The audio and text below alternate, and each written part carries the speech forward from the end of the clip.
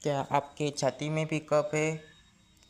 जुकाम, पहले जुकाम हुआ, सर्दी जुकाम और अब छाती में कफ हो गया है? क्या आपको सांस लेने में तकलीफ़ है?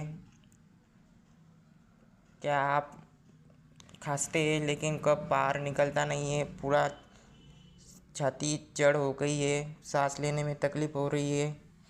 तो आपको एक काम करना है, सिर्फ 3 ये काम करके देखो, आपको बहुत अच्छा रिजल्ट मिलेगा। आपको क्या करना है, एक ग्लास दूध लेना है, उसमें 10 ग्राम अदरक या 5 ग्राम आपके हिसाब से अदरक लेनी है, उसको कूटना है और उसमें डालकर उसको उबालना है।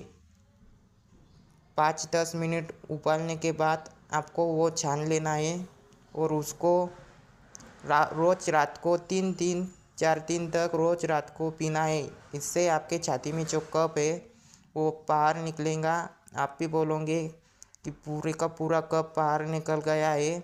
आपको बहुत अच्छा रिजल्ट मिलेगा। अगर आपको रिजल्ट मिल गया तो हमें कमेंट ज़रूर करें। शुक्रिया। चैनल पर नए आए हैं तो चैनल को सब्सक्राइब ज़रूर करें। धन्यवाद।